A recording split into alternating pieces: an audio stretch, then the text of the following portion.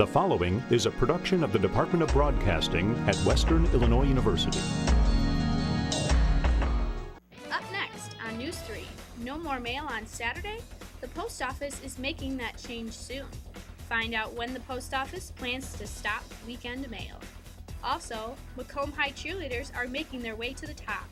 Find out what the team is doing to hopefully finish out their big season.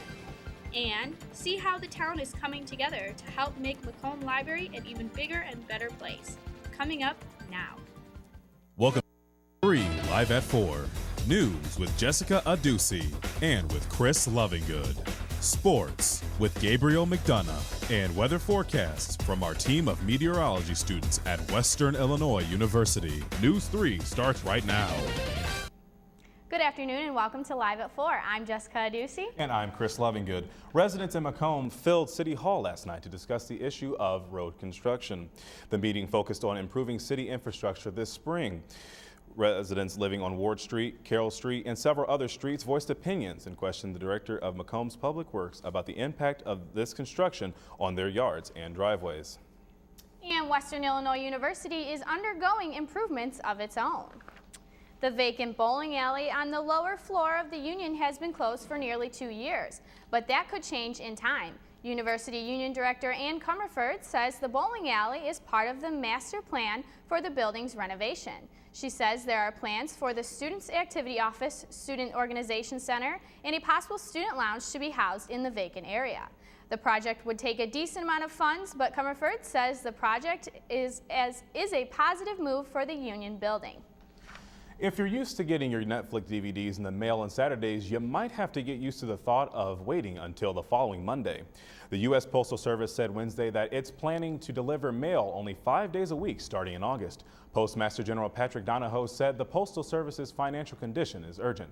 His statement came in response to the $15.9 billion loss the service suffered last year. By cutting to only 5 days a week, the Postal Service says it would save $2 billion a year. And make sure to tune in to next Thursday when News 3's Dana Fulton dives further into the details behind the cutbacks. And the public library here in Macomb may be getting a new face. News 3 Rachel Steinbeck has more on this story. You may have seen signs asking for donations recently. I went to the library to find out what they plan on doing with the money. A long time ago, 1904 to be exact, the Macomb Public Library opened their doors. Today, over 100 years later, they want to update and expand, and they're asking for your help. We have secured a $3.2 million loan, provided we come up with 25% of our share. The campaign for the future started in October. Local businesses have been very willing to help, and the library is well on its way to reaching their goal of $794,000. This $10,000 gift that the bank has given us has put us over the $500,000 mark, which is a tremendous accomplishment by this time. But businesses aren't the only ones helping the library. Children have participated collecting coins and pop-tops, and this all converts to money. If donations continue and all goes as planned, by this time next year, this whole area here will be part of the library. The library is going to be essentially doubled in size with this new building. It will be about 10,000 square feet, and it will resemble the original Carnegie Library. The money needs to be raised by June 30th, but Melissa and Judy hope to have construction going by then. They are so appreciative of everyone's help so far. We're just ongoing, and we're very enthusiastic, and we just think the best will come of this. We are just so grateful that we've come this far. As of yesterday, you can make donations online using a debit card, credit card, or PayPal. You can also send a check or stop by the library for more information. Future fundraising ideas are in the works, and the library hopes donations will keep coming in. We've had a beautiful past couple days here in Macomb. However, today ends that trend. We've seen scattered showers throughout the day, and temperatures are beginning to slowly drop as we make our way into the late afternoon. News 3's Nicholas Stewart is here with our first look at the weather. Yeah, it's been a great day today. Besides the rainfall, temperature-wise, it's been quite phenomenal for February. You can see we made it to 38 degrees. The winds have been rather calm, but with the wind and the high, saturation in the air, the visibility is quite down. So as we look forward to ahead, We can see that the rain is ending and is ending now. We have a very mild weekend coming up. We'll be looking more into that in a couple minutes. And also, as our precipitation moves east, we're looking for a major winter storm affecting the Northeast that could be dumping several feet of snow that you'll have to use a yardstick to measure. We'll come up with more than that in just a couple minutes. Thanks, Nick. Can't make it to New Orleans for Mardi Gras this upcoming weekend? Well, you won't miss out because the WIU Recreational Center is sponsoring Rocky After Dark Midnight Mardi Gras this Saturday. Come out and celebrate with other WIU students. This event is free for admission and begins at 9 p.m. Come and enjoy entertainment, refreshments, activities, and more this Saturday at the Rec Center. This weekend is the 43rd Annual Farm Expo, and it's sponsored by the WIU Ag Mech Club. More than 200 vendors will attend the event, and there will even be a craft show at the end of the weekend. Vendors will give information on a variety of things, including new agricultural technology and conservation methods. The expo will be free to the public and will also have free parking in Western's Q lot. If this semester has you stressed, then make sure to mark Hornfield Campus's Wellness Weekend on your calendar. On February 23rd and 24th, you can put your mind at ease with guided yoga, meditation, and labyrinth walks. Hornfield Campus Program Coordinator Mindy Pfeiffer says the event isn't just for college students, but it's open to the community. The cost is $40 or $35 if you bring a friend. The money covers your meals and accommodations. You can register at the Hornfield Campus website. A place on campus not many people know about, and it's tucked away on the first floor of Salit Hall. News 3's Joey Manzik tells us more about the Music's Library. The Music Library is not known to many students outside certain majors, but it welcomes everyone. Here on the first floor of Salit, room 108 has a wide variety of resources, including programs such as Finale, to help students write their music. It's also a great place to find some new music or learn a new tune. It's really convenient. I'm a music student. I'm always over in this area, and it's just right here. See, I do homework here because it's quiet and it's close to my dorm, so I don't have to walk very far at night. And I come here a lot for music theory classes because of all the scores. You can even rent movies, and the decorations and music magazines give the room a welcoming feel if you just want to get away from the noise. Scores that you can check out. We have books about music that you can check out, and we have books that are about teaching materials, how to teach music or learn how to play an instrument. If you can't find what you're looking for, there's a solution. If we don't have it here, we can also find things through iShare from other libraries and try to get it in for you. So you should be able to find most anything you need. The Music Library opens at 8 every day on weekdays, but closes at different hours each day. Anyone, including the people from the community, is allowed to use and check out their resources, but remember to bring your ID. So next time you come to Salit Hall, make sure you visit room 108. From Live at 4, I'm Joey Mazanik. Thanks, Joey. The Music Library has 9 listening stations for people to use for music and movies. If you're over 21 and have a taste for wine, then you should leave February 23rd open. The Performing Arts Society is hosting their 13th annual wine tasting from 4:30 till 6:30 that Saturday night. Over 60 samples of wine from all across the globe will be available.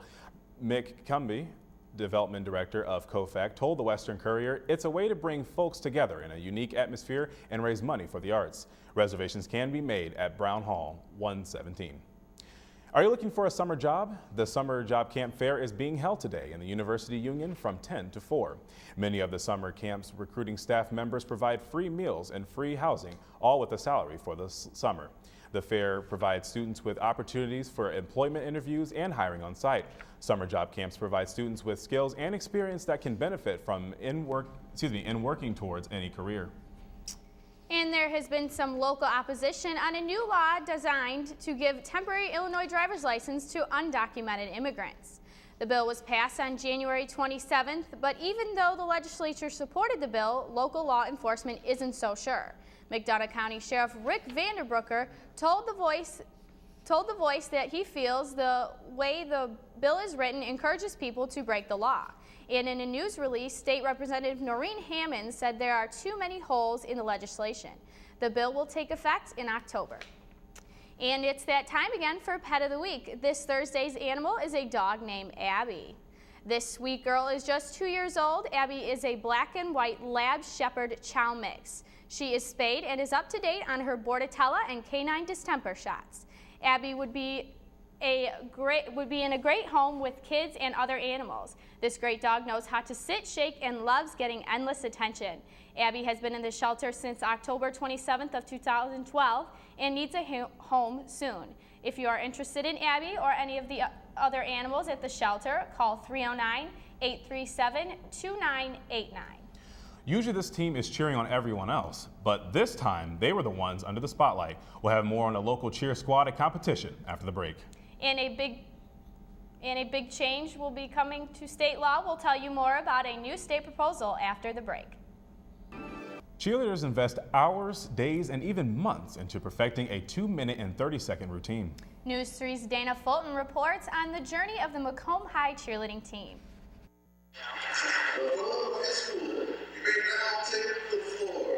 A simple sentence that makes every cheerleader's heart race. And words that the Macomb High cheerleading team has heard quite a lot over the last few weeks. It was difficult in the summer, changing stuff around and figuring out what works best. So we didn't really expect we would get this far, but it's pretty exciting. And all that hard work was worth it. The Bombers received a score of 76.83 at sectionals, which gave them third place and a trip to the state competition. Probably. I don't know who got first and second because they were just screaming the whole time, so they were so excited. But the celebrating didn't last long. The Bombers went right back to practice, working hard to perfect the routine that took them to state for the first time since 2007. Coach Russell was focused on tightening up their current routine, while the girls were a little more anxious to switch things up. You know, I think they want to change more. Can we add X, Y, and Z? I'm like, okay, we need to manage our expectations and do what we can and do it well. Although the Bombers season ended last Friday in Bloomington, everyone is in high spirits still, thanks to their successful year. Oh, I couldn't be more proud of them. Everyone has stepped up, and it's just been really good. This team can definitely float like a butterfly and sting like a bee. In Macomb, I'm Dana Fulton. With only 2 seniors graduating, the Bombers are looking forward to a strong team next season. And Illinois is moving closer to legalizing same-sex marriage. Senate Bill 10 was passed by the Illinois Senate Executive Committee on Tuesday. The measure will now go before the entire Senate. A vote is expected next week. Illinois Governor Pat Gwinn released a statement thanking the Senate Executive Committee for moving the bill forward. Illinois Congressman Aaron Schock is under investigation after allegations that he solicited money for a political action committee. Schock is accused of soliciting more than $5,000 to help out fellow Republican Adam Kinzinger in the 16th District Republican primary last year. The congressman said that he expects to be exonerated by the House committee. A former LA police officer is at large after opening fire on 3 police officers and killing 1. The suspect has been identified as Christopher Dorner and is considered armed and dangerous. Police do not know where Dorner is, but believe he has left the city after his badge and identification were found in a San Diego airport early this morning. Authorities believe the shootings are in spite of his termination in 2009 from the Department of for making false statements. And First Lady Michelle Obama will travel to Chicago on Saturday. She is attending the funeral of 15-year-old Hadiya Pendelton. The young girl was shot in the back after a gunman opened fire on a group of young people. The group included Pendelton had just returned from president's inauguration in D.C. Chicago's civil rights leaders are asking the president to address his former city's mountain gun problem. More than 500 gun-related murders were reported in 2012. Last month was the second warmest January in the past 35 years. But will February continue with this warm weather? Nick will have the weekend forecast after this break.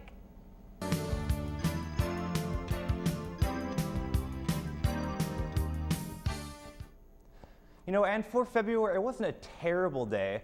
Granted, it was raining throughout the day and you were dodging raindrops, but you know, it did reach 38 degrees. The winds weren't too bad. It was actually fairly comfortable. As we can see with today, we did reach 38. Currently, that is our high. We are expected to drop down to about 30 tonight. You can see we are fairly comparable with the normal temperatures, but a far cry from our record temperature set in 2009 of 66 degrees. Today we accumulated rainfall about 3/4 of an inch, maybe a little bit more, and that's finally starting to settle down.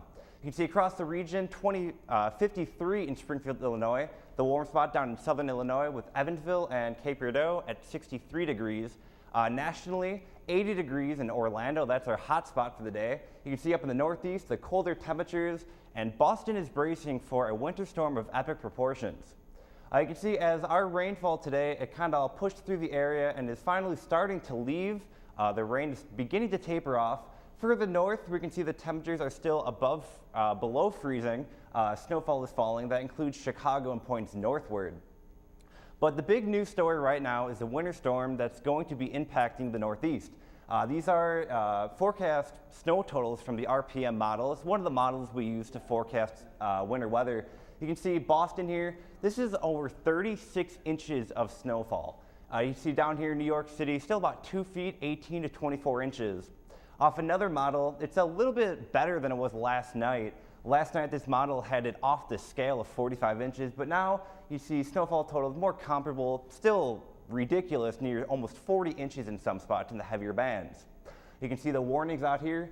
These are all just issued within the last hour, the winter storm warnings, and you have blizzard warnings for Boston and New York City, and hurricane force wind advisories along the coast as well. But more towards our area, we don't have a whole lot affecting us. The snow is off to the north, and that's why the winter storm warning and weather advisories are there. You can see the warm front here. That's why our temperatures were fairly warm, and this cold front is pushing through. As it pushes through, the precipitation here is going to merge with it off the coast, and that's going to provide the snow there. You can see on Saturday the temperatures will be much higher, and as we go through our weekly planner here, the weekend will be much milder, approaching nearly 50 degrees by Sunday, and almost with occasional thunderstorms are possible. So that's not too bad for February, I'd say. I wouldn't say so. I mean, it's been kind of cold, but I'm really looking forward to warm up, Nick. Thanks for that. Definitely. Yes, thanks again for the weather update, Definitely. Nick. Now let's head on over to sports. How's it looking, Gabe? Well, a top 5 men's college basketball team went down last night. We'll tell you who after the break.